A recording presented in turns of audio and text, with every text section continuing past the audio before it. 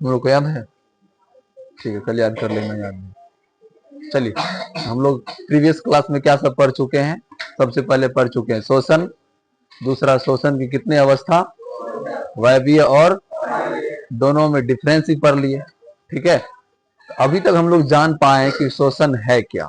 ठीक है, अब उसके बाद जाने कि पौधों में कैसे शोषण होता है।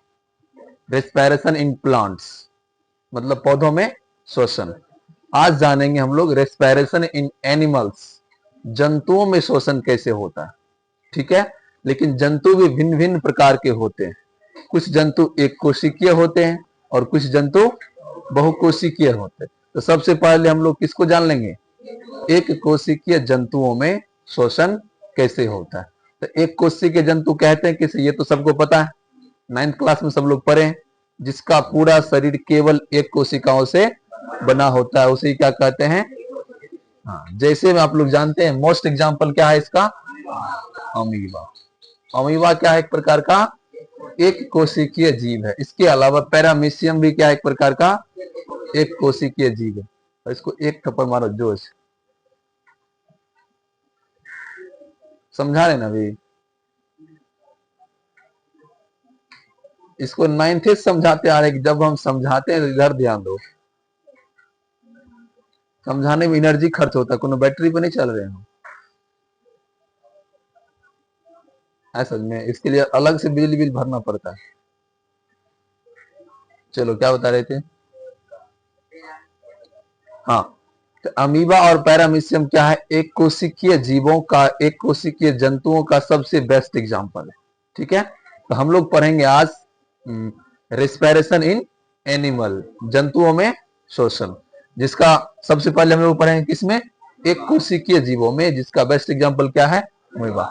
Respiration in amoeba. रेस्पिरेशन मतलब क्या होता है? श्वसन। क्या होता है? श्वसन।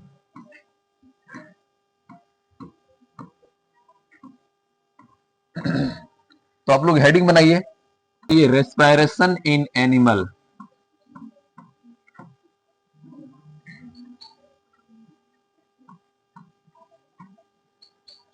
Respiration in animal. हाँ बोलिए। हटेंगे तब दिखाई देगा, चल जाओ पीछे।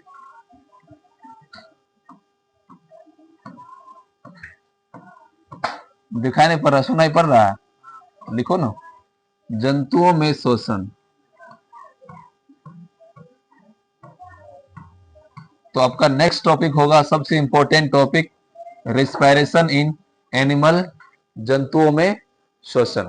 ठीक है, आज हम लोग जानेंगे कि जंतुओं में शोषण कैसे होता है। ठीक है, तो सब लोग जानते हैं जंतु कितनी प्रकार के? 2 प्रकार के। पहला, एक कोशिकीय जंतु,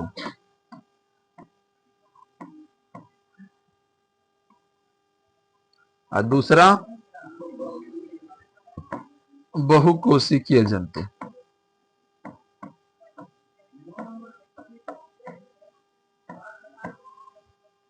बहुकोशिकीय जंतु। फास्ट में लिखते चलिए, रुकना नहीं है। जो जो हम लिखते हैं वो सब लिखते चलिए बताओ। तो एक कोशिकीय जंतु का एग्जाम्पल क्या हो जाएगा? हाँ, इसका बेस्ट एग्जाम्पल आप लोग जानते हैं, अमीबा एंड पैरामीशियम।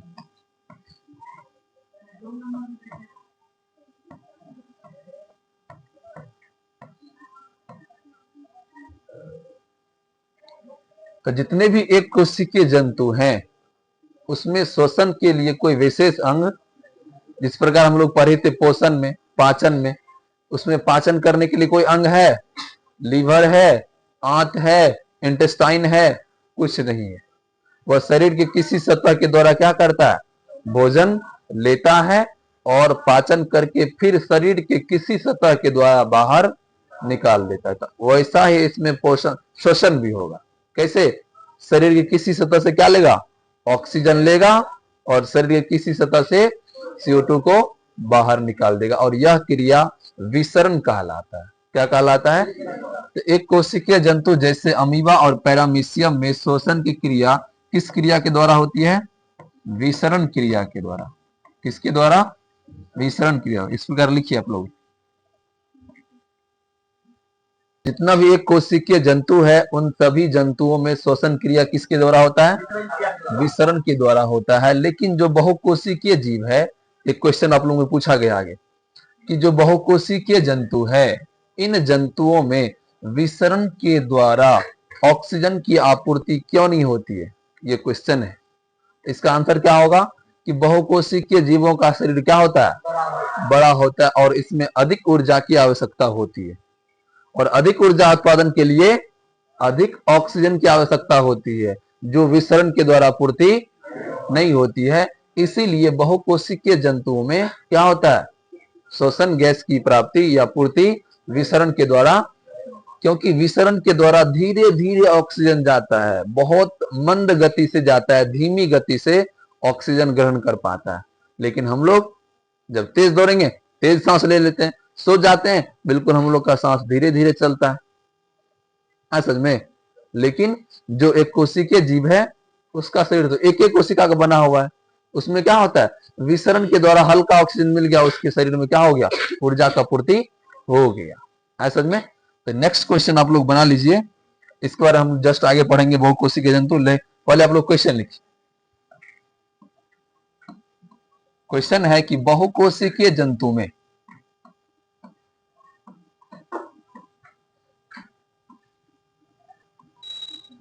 बहुकोशिकीय जंतुओं में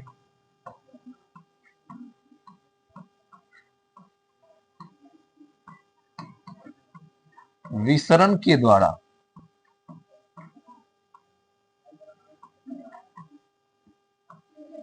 विसरण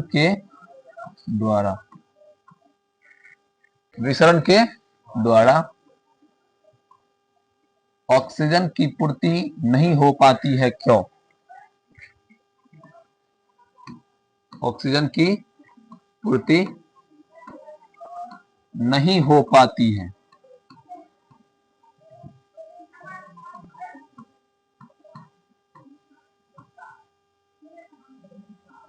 क्यों? ये आपका क्वेश्चन है। क्यों नहीं हो पाती है? क्योंकि बहुकोशिकीय जीवों का क्या होता है? शरीर बड़ा होता है, उसमें अधिक ऊर्जा की आवश्यकता होती है, और अधिक ऊर्जा के लिए अधिक ऑक्सीजन की भी आवश्यकता होती है, जिसके द्वारा उसमें विसरण के द्वारा पूर्ति नहीं होती थी। लिखिए आंसर।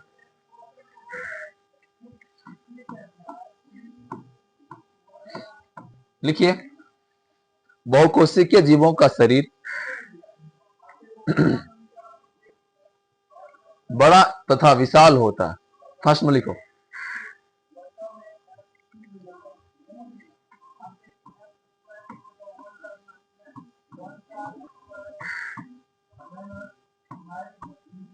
बहुकोशिकीय जीवों का शरीर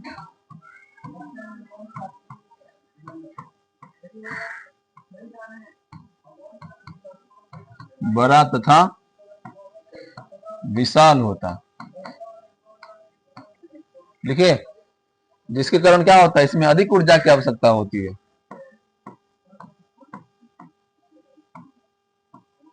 जिसके कारण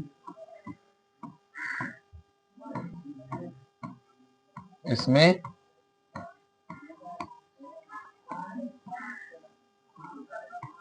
अधिक ऊर्जा की आवश्यकता होती है।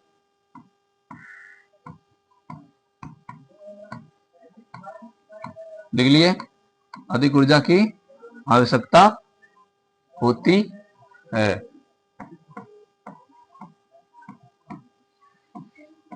लिख लिए। और अधिक ऊर्जा के लिए क्या चाहिए? अधिक मात्रा में ऑक्सीजन भी चाहिए, जो विसरण के द्वारा पूर्ति नहीं होता।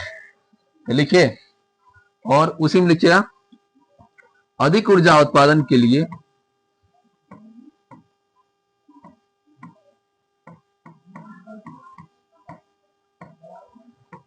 अधिक ऊर्जा उत्पादन के लिए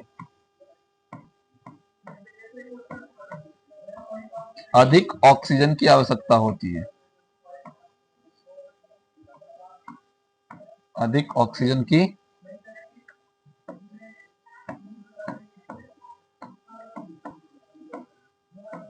आवश्यकता होती है।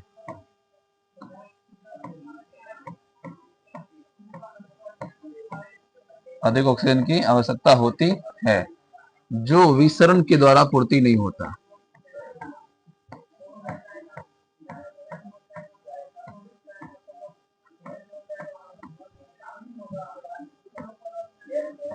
जो विसरण के द्वारा क्या होता है, पूर्ति नहीं होती है।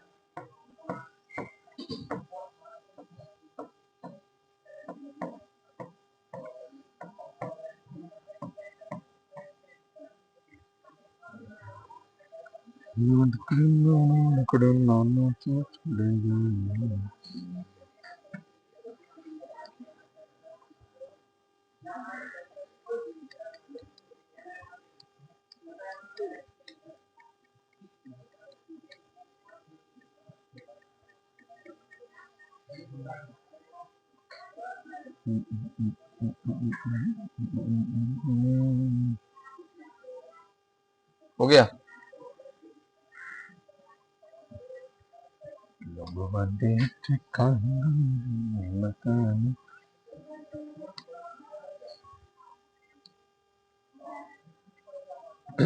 चलिए अब समझिए एक कोशिकीय जीवों में कैसे शोषण होता है।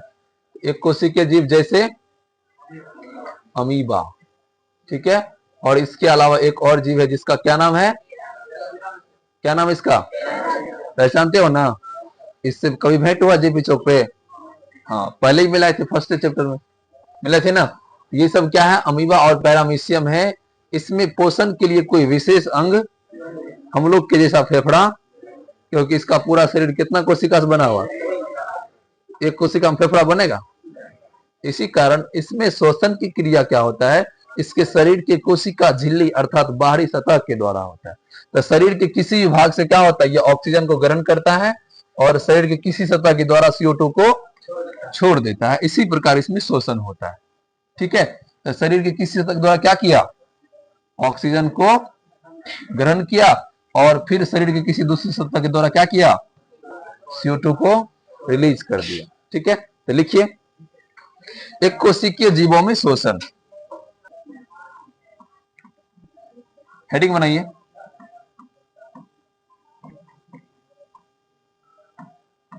एक कोशिकीय जंतु लिख देना, एक कोशिकीय जंतुओं में शोषण।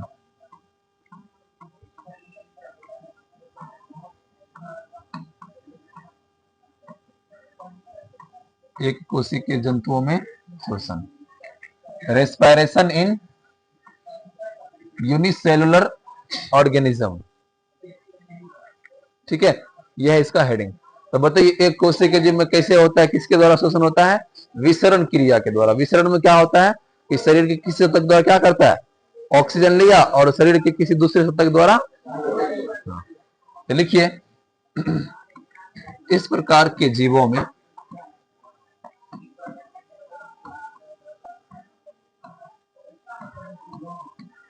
इस प्रकार के जंतुओं में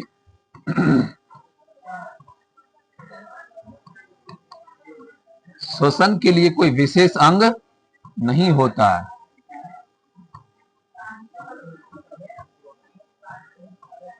श्वसन के लिए कोई विशेष अंग, कोई विशेष अंग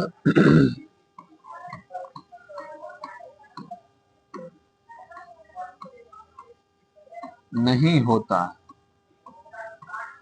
श्वसन के लिए कोई विशेष अंग नहीं होता है।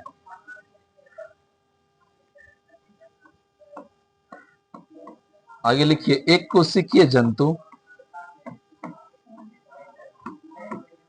फास्ट में लिखो, एक कोशिकीय जंतु जैसे अमीबा, पैरामीशियम,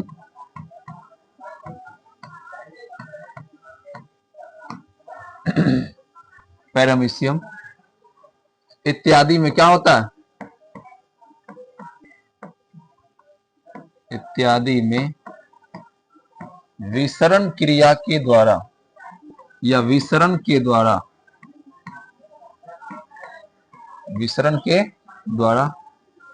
श्वसन की क्रिया होती है।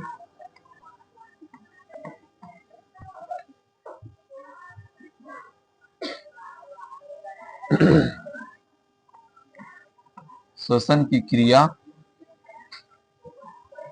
होती है।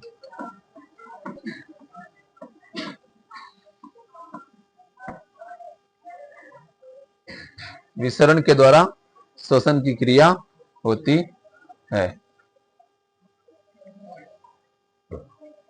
आगे लिखिए।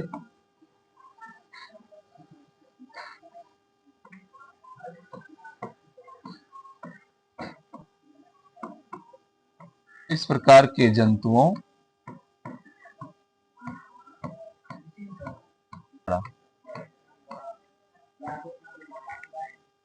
शरीर के किसी सतह के द्वारा O2 ग्रहण करता है और शरीर के दूसरी सतह के द्वारा क्या करता है? O2 ग्रहण करता है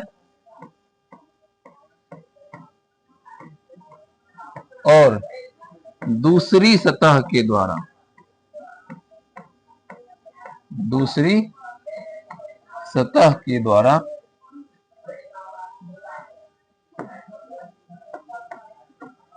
क्या करता है? CO2 को बाहर निकालता है, यानी कि मुक्त करता है। CO2 को मुक्त करता है। ये था आपको एक कोशिकीय जीवों में श्वसन कैसे होता है, एक कोशिकीय जंतुओं में श्वसन कैसे होता है। तो ऑब्जेक्टिव क्वेश्चन किस क्रिया के द्वारा? विसरण क्रिया के द्वारा। इसमें कोई श्वसन अंग होता है? कोई विशेष प्रकार के श्वसन अंग नहीं होता। बना दें। चलिए अब देखिए, ये आपको अमीबा का शरीर। अमीबा का शरीर किसी भी आकार का हो सकता है, सबको पता है। अमीबा का क्या है? ये शरीर है और शरीर के किसी सतह के द्वारा क्या लेगा? ये ऑक्सीजन लेगा और शरीर के किसी दूसरी सतह के द्वारा क्या करेगा? CO2 को मुक्त कर देगा और यह क्रिया क्या कहलाता है? विसरण कहलाता है। बनाइए इस प्रकार से फिगर। ये हो गया अमीबा में श्वसन। पैरामीशियम का भी शरीर क्या है? एक कोशिकीय शरीर है। क्या है? इसमें कितना केंद्रक होता है? 2 केंद्रक होता है, ध्यान रखिएगा। और अमीबा में कितना केंद्रक? 1 केंद्रक। और ये सब क्या है? कोशिका द्रव। ठीक है। ये हो गया पैरामीशियम का शरीर। इसके बॉडी के ऊपर क्या लगा रहता है? बहुत सारे हेयर्स होते हैं। इस हेयर्स का क्या नाम है? सीलिया नाम है। वेरी गुड, बहुत अच्छा। क्या? हाँ, परचलन अंग है। ये इसी के द्वारा गति करता है। तो पैरामीशियम भी क्या करेगा? ये भी शरीर के द्वारा किसी सतह के द्वारा क्या करेगा? ऑक्सीजन को ग्रहण करेगा और शरीर की किसी दूसरी सतह के द्वारा क्या करेगा? CO2 को मुक्त कर देगा। और यह क्रिया भी क्या कहलाती है? विसरण कहलाती है। क्या कहलाती है? विसरण। बनी फिगर जल्दी से।